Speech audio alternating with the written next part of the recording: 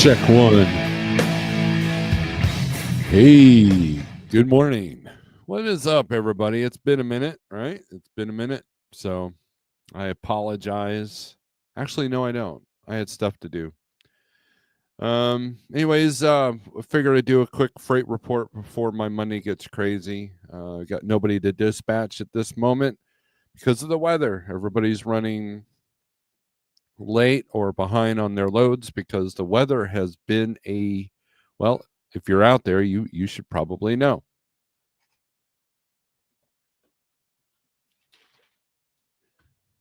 So, anyways, I figured I'd go live before it got crazy. I've been helping Jeff a lot more, so that's why we haven't done any live feeds. And dispatch has been crazy. I've been working pretty good, so it's been nice. It's been a good distraction versus all the other distractions that we can get trapped in. Things are going well. We brought in another new contractor. Once we get over the paperwork BS of their title, they should be on here soon, and that'll be good. Other than that, and I injured my hand the other day. Let's see if you guys can see that. There, man, there. I cut it pretty good opening a package, so that was fun. Missed out on playing some instruments earlier, so. What else is going on? I appreciate the people that have called and texted me, asked me if I'm okay. We're okay. It's just that wintertime's kind of a rough time. Been busy with work, and also, at one point I wasn't even in the mood, so I got to get over that. But because you subscribers deserve better than that. Hope you got your coffee. Let's take a look at the first thing. The weather has been the pain in the butt. So let's take a look at that. I'll share my screen here. And yeah.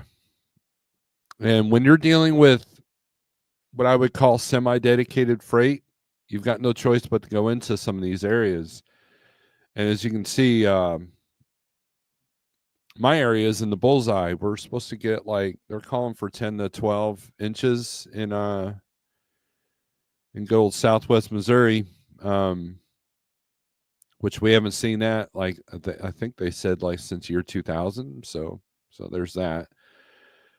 Let's see what else. The blue, that's going to be extreme cold. So you're probably going to be burning through a lot of fuel. Get that number one fuel while you're up there because you're going to need it. And then Texas, Oklahoma is going to see winter.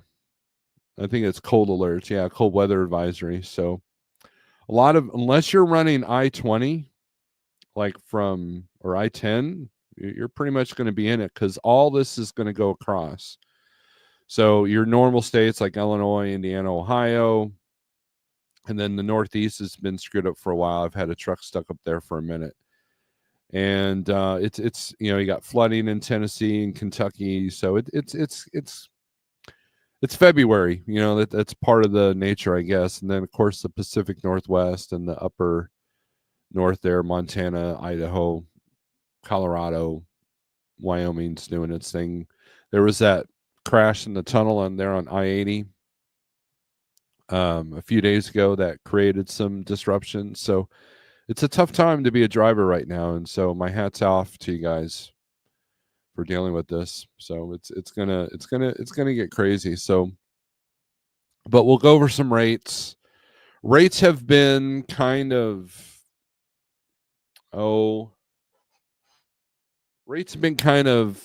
spotty. Sometimes I get a good rate, and sometimes it's any port in a storm. And I hate being in that position, but it's either that or sit for a few days. And that's kind of the MO. Sorry, I was reading the comment on here.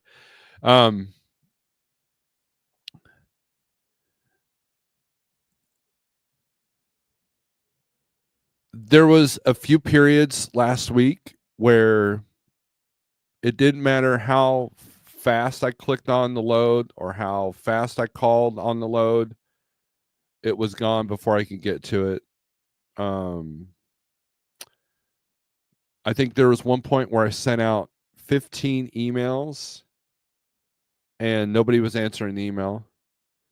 So, and then these automated systems, driver, she was telling me that she actually talked to an actual AI robot type person, where it almost sounds real, kind of like when you call the cable company and it says dial 1 for blah, it sounded like that. And it was, so some of the people you think you're emailing people, has not been people, right? And that's been talked about at length, in the past and all that, but it's just kind of interesting when you finally come across it. A lot of the automated systems are failing too. Like I go to these websites to book a load, it's already gone, or it's like there's no negotiation, or you have to do 15 different login attempts to get to it. It's kind of crazy. And it's amazing to me, like if you take Uber Freight has had this platform forever, and a lot of these companies are trying to act like Uber, but they don't have the same IT skill set. I mean, because face it, that's where Uber's strength is. They're not a freight broker per se. They're an IT investment platform. So it gets kind of frustrating, and then when you do finally get a hold of some person, you can barely understand them, or you could tell they hate their job. You can tell that they hate their existence, and you say a little prayer for them, and then you hope for the best, right? So, and a lot of dishonesty, a lot of brokers are struggling right now because the shippers are holding on to their rates, and they're blaming this and they're blaming that, they're blaming the tariffs, they're blaming the weather, they're blaming everything else. And everybody's seeing some new losses, that they probably didn't have before. So it's just getting interesting. But something knocked on my head and said, hey, it's February. February's historically always been the worst month for booking freight in my world. Whether I was dispatching or driving or dispatching myself, February was always the toughest month. February was always a good month to do your maintenance, because the weather sucks. You're dealing with a lot more weather, you're dealing with the lowest rates, you're dealing with low volumes. Some of the spring stuff starts trickling in, like mulch and the heavier items, but for the most part, your floral hasn't started yet. Your lawnmowers have started, I've noticed that. But people are tightening their belts, so they're not spending as much, so they're being conservative on what they're ordering. So that affects us as well. So it's gonna February's been interesting, and of course the political climate's doing its thing, and it's just a weird time right now, and I think that's part of the reason why I haven't gone live, because I didn't want to be a part of that distraction overload. So the rates are what they are, and and playing dodge and weave with the weather is actually more difficult. And I've had a couple of drivers that are in the middle of it because they have no choice, but they're making good money doing it. So it's just the nature of truck driving, right? So let's get to the comments here, and I appreciate everybody that's come in. Pigtail, what's up? Good morning. Hope you're doing well, my friend. Sterling, hope you're doing well as well. Desiroki Pam, how's it going? Cheap Freight Hauler, good morning. I'm glad to see all the members in here. I appreciate you. Bull of Woods, what's up? TK, hey now. He says, good morning. Hope you're doing well. Truman, how's it going?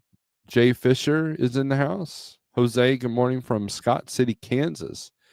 Kansas is going to get hammered, as you can see on the map there. So, and you're dealing with extreme cold too. The last time I dealt with truck driving in negative temperatures, like 30 below wind chills, was in Kansas. It was in Topeka. Grafton, what's up? Buck Brown, sure is a Monday, isn't it now? It is. And and the other thing that's been affecting my situation is driver's trucks. I've got a driver down with I got 2 drivers down with bad transmissions. DPF systems, kind of go haywire this time of year. So I had one driver that was down a week because of DPF system, then got a full week in, and then now he's been down for over a week on a transmission issue. So there's that. So Grafton, what's up? My name is Nobody. Good morning. I wouldn't know. Truck is a little sick. DIY semi's in the house. DIY's been on fire here lately. He's been doing good. He's got that new Mac, and he's got that new trailer over there. And last time I talked to him, he was doing orientation. So that's good. Glad he's doing well. We had a good conversation the other day. Roads up here in I-84 all over the PNW is chaotic because of onslaught of snow. Yeah, it's crazy up there as well. Toga, I know, it's a surprise, isn't it? Let's see. Cheap Freight says sunny and cold in Georgia this morning. Sure missed the 80s from the last couple of weeks. You're right. Well, I mean, it's supposed to get even colder. I think they're calling for below freezing temps, like even around the I-10 corridor. So it's going to get, like I said, it's been interesting, right? You're not in the mood. Well, you get in the mood, mister. I know. Enjoying some hot coffee and delaying the idea of shoveling more snow. Yeah, I don't blame you. Cheap Freight saying paying the broker to deliver freight because I don't want to be in that mess, right? Mark, new member. Thank you, Mark. I appreciate you. You became a YouTube member. I left home from South Georgia last Monday just to break down Tuesday morning right before I was scheduled to load. Problem in the harness after treatment system for the after treatment system. Yay. Yeah, that. I tell you what, repairs are taking a lot of people out still. And even if your truck's under warranty, you still got to survive the downtime. So, James G, good morning. Hope you're doing well. Jerome, what's up? You broke down in Cartersville, Georgia.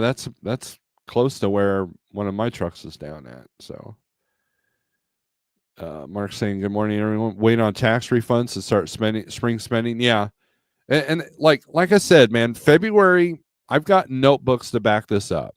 Like I kept physical notebooks of basically what I used to do, and I've done videos about this. Is I had a planner, right? The monthly planner, the daily planner, and I would write down the load that I was doing, and I kept it for the per diem too. Like how many days I worked and how many days I was home. And that's how I knew that I needed to average my cost per day at about 20 days a month, because that's about what I averaged run. So if I can get that money in 20 days, cool. If I can get it in 15, cool. If I can get it if it had to take 25 or 30 that month, then that's what I had to do. And I found that February and August were, sometimes July were the slowest months. And that's when you kind of do some maintenance and or take that week off with the family or whatever, and those were the weeks to do that. February, I can look at my Facebook memories and see how many times I was shut down in February due to weather, and and it's just that time of year. And February has always been a tough month. January, a lot of people think January is when it slams shut, but the reality is I don't really see that as much as I do in February. Now, with the good news is that it used to be the like half of January, most of February, but now it's like half of January, half of February, and we're getting into the last 2 weeks of February. So I think there should be, knock on wood, should be improvements on freight volumes, but as far as the rates go, we'll have to wait and see. I've not been keeping up with the tariffs and their effect on the freight. I've not kept up with any of the political stuff other than what people are posting, and sometimes you believe it, sometimes you don't. And so it's just been a distraction that I don't really need right now. I'm dealing with bigger issues. So it's just kind of it's just the nature of it. But February kind of sucks in trucking, so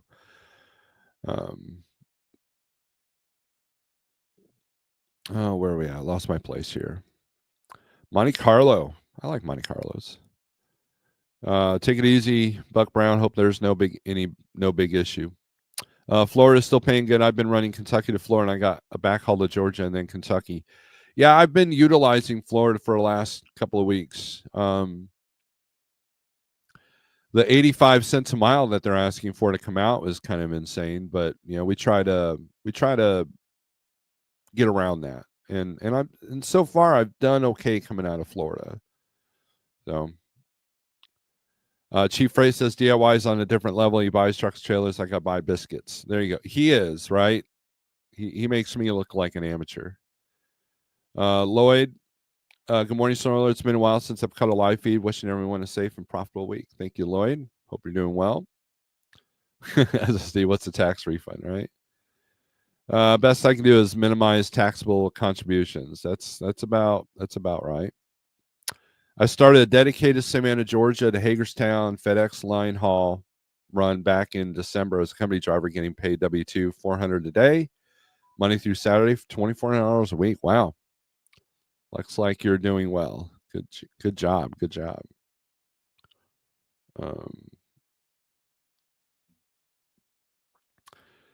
It's hard for me to switch to owner operator right now after getting this dedicated run. No, I'd run that gravy trains for as long as you can. I mean, because that's the thing with trucking. Gravy trains usually go away after a while. A lot of these bigger companies that go out of business that you see on Mother Trucker and Freight Waves, that this company's been around for 100 years, just went out of business, that kind of thing. A lot of them is because they have these dedicated accounts, and once they lose that account, it kind of kills the company, because they've based pretty much their whole business model. That's why in trucking it's important not to put all your eggs in one basket. So you got to have, you want to find the dedicated stuff that gets you consistent, but you also want to have the ability to improvise and adapt if you have to. And that's hard, because if you got a driver like your run there, Florida to Savannah, Georgia to Hagerstown. Maybe that the driver, maybe as a driver, a person lives in Savannah or Hagerstown, and this is your, like, you never have to worry about where you park, you never have to worry about where you go, when you go home, and all of a sudden, boom, it's gone. And that driver that you thought was a dedicated driver that was always on time, and all of a sudden this person gets disgruntled because he's not doing what he's been doing for the last 5 years. And next thing you know, you start having issues with the drivers. The drivers are the number one reason why you keep the dedicated accounts, but they can also be the number one reason why you lose the dedicated accounts as well. So something to keep in mind. That's why it's good to have adapting skills. Home every other day, good deal. Gen Z, good morning. James, my weekly revenue has been up since January 20th. Excellent. Good deal. I go up one day, spend the night, return the next day. Yes, it sounds, if I got Matt in the truck, that's probably the direction I would want to go. I would think so. I broke 7K gross last week for the first time in a long time. Half van, half flat loads, 2,500 miles. Took Wednesday off at home because I was sick and no good loads. Well, that's good. That's good. Yeah, I mean, look, I've noticed the revenue of the trucks that I've been dispatching getting better. It's just that there's these pockets. And I think, let's go to that trend lines here.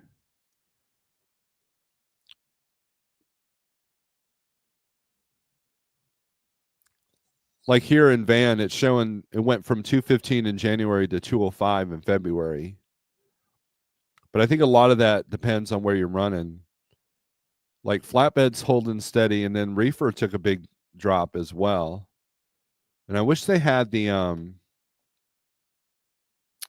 let me hide this for a second here. Let me look at something. There was one broker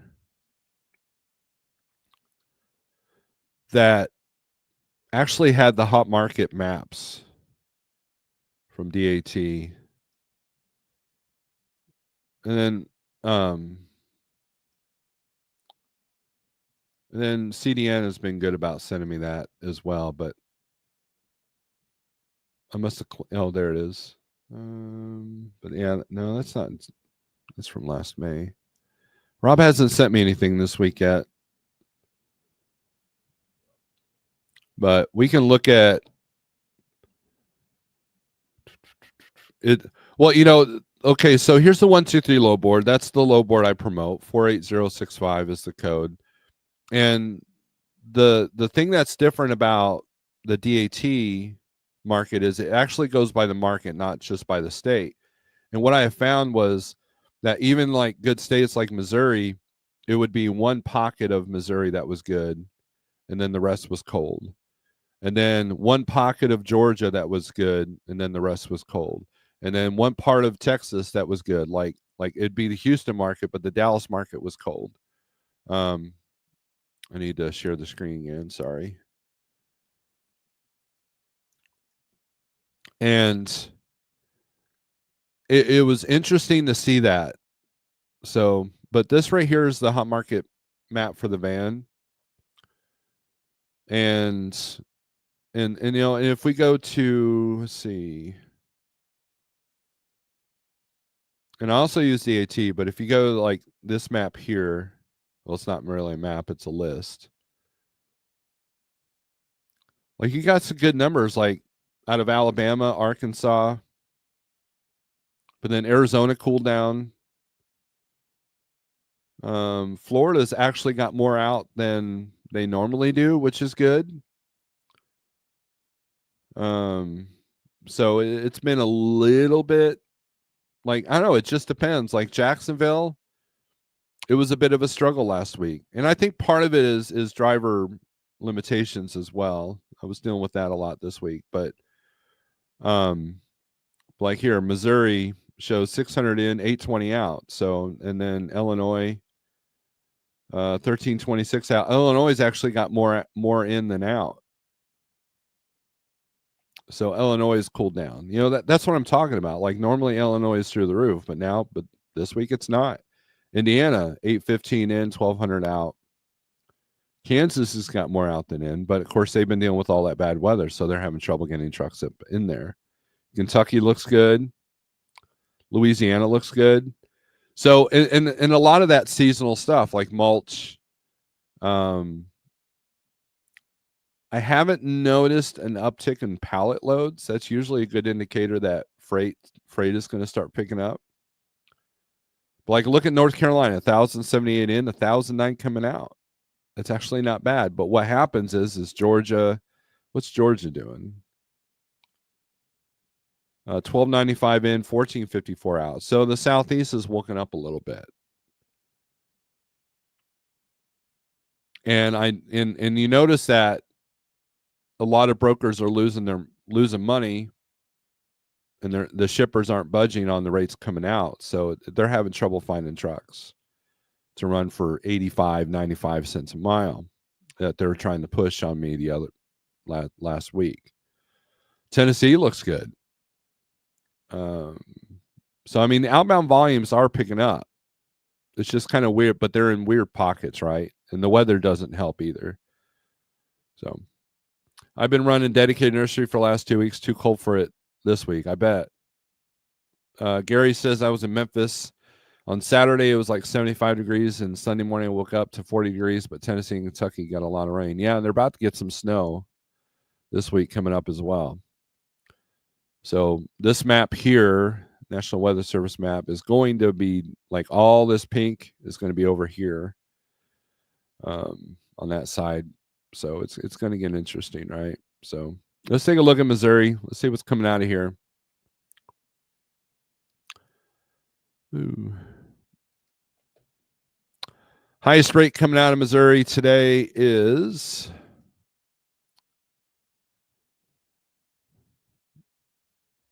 now the highest overall rate is 38.41 going to Washington. But here's the thing: I've noticed a higher rate per mile going into the Pacific Northwest, and I think part of that's probably due to the weather.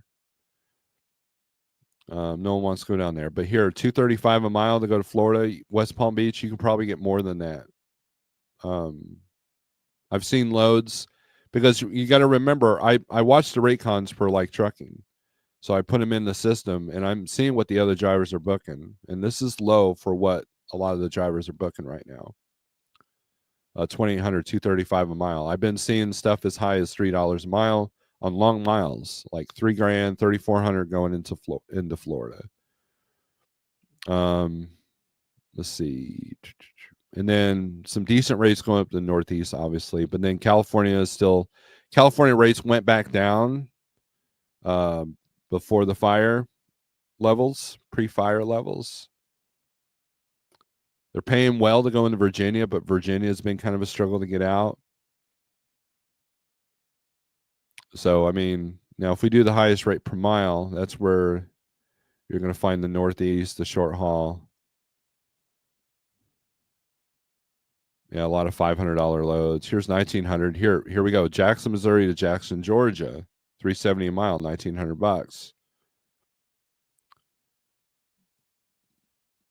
Now, if this is a one and done, this would be a good load because Jackson's not that bad. You're in the Atlanta market. Atlanta market's not doing too bad.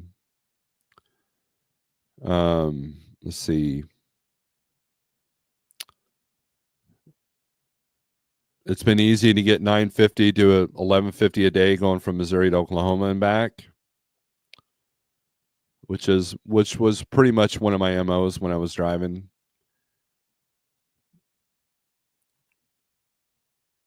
So I mean, here's Bell to Topeka, and probably get a little bit more for that. Lebanon to Morrilton, that's going to be paper. That needs to be higher. $600 because you're going to lose all day on that. And there's really not much coming out of that part of Arkansas for a van. Now, I do see some of the rates in the Southeast becoming lower, and that's part of the problem is the weather makes like a lot of drivers, they're going to stay south of I-20 for a minute while this all settles. And so the AI says, hey, you can probably hold the line on a lower rate, and you'll find it because people will get desperate. So Chief Freight says I grabbed a $7 a mile load out of Jackson last night. Good deal. Good deal. So yeah, I mean there's the normal states. Obviously, it's become kind of a redundant issue, these hot market maps.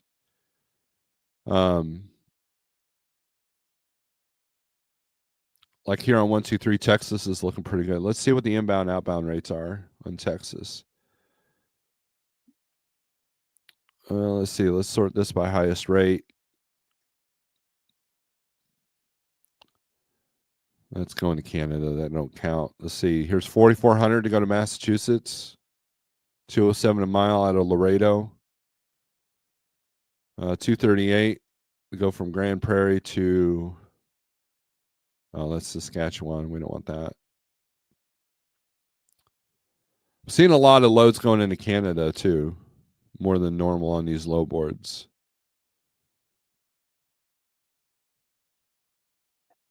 So 207 seems to be the running rate going out to, but here 281 a mile, 3,500 going to North Carolina from El Campo.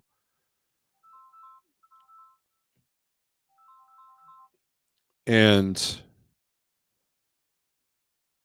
interstate, no, let's go to inbound. Inbound, what's the highest paying load? Wisconsin to Rosenberg, Texas, 3,100, 234 mile. That's actually pretty good. I bet you it's a multi-stop. Yep.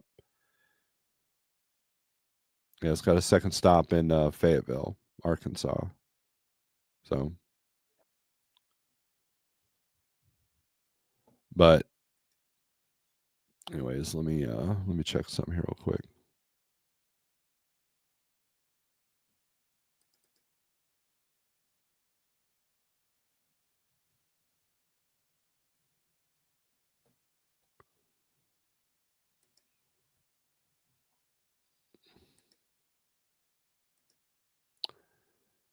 Bear with me a second. I got to do some work stuff.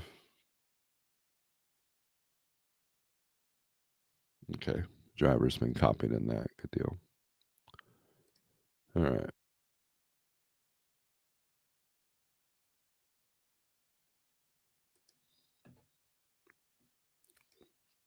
Probably going to end this feed here soon. We got work to do. So. But some good. So, but like sometimes I can't get a good rate in or out of Texas to save my life. Now, I suspect a lot of these rates will go down because everybody's going to flood the southern states with this weather. So it all depends on where you're coming from, really. Like Wisconsin to Texas, obviously, is a good paying lane. But then getting back to Wisconsin,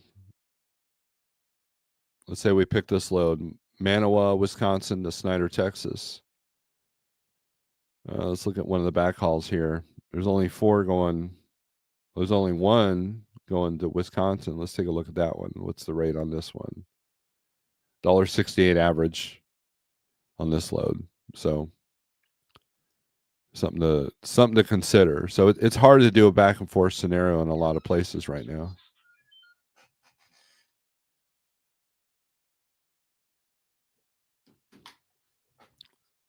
Oh.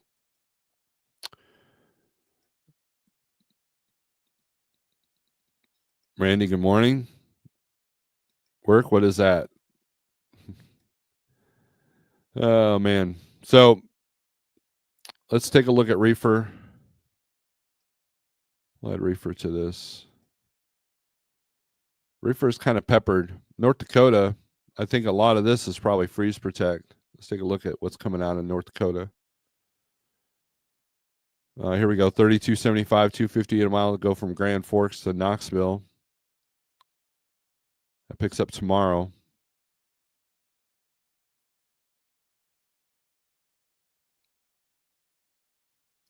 Look how volatile this market is. Green screens has got anywhere from 340, and it's been as low as 213.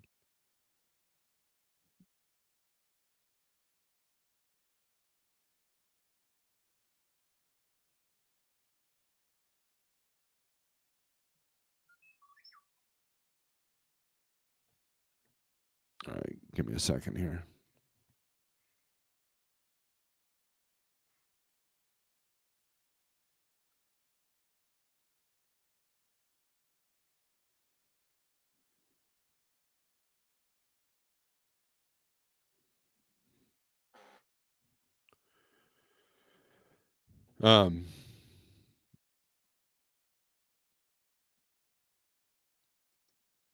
So North Dakota's looking pretty good. All right, it's getting. This is what my day's been like. This is why I haven't been live, because I've got like three things going on at once all of a sudden. All right, that's why everybody has asked what's Jeffrey like doing, why he doesn't go live, because his entire existence is like this. All right, let's take a look at flatbed and step deck real quick, and then we're gonna get out of here. So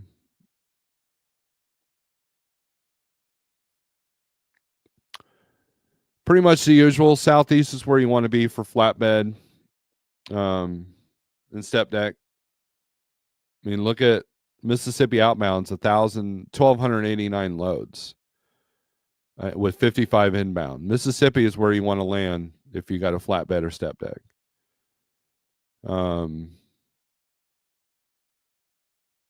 That's even better than Georgia. Alabama, look at this. 1701 outbound, 270 inbound. So, you gotta be kidding me, dude. All right. We're done with this live feed. Guys, thanks for watching, and we'll see you later. Peace.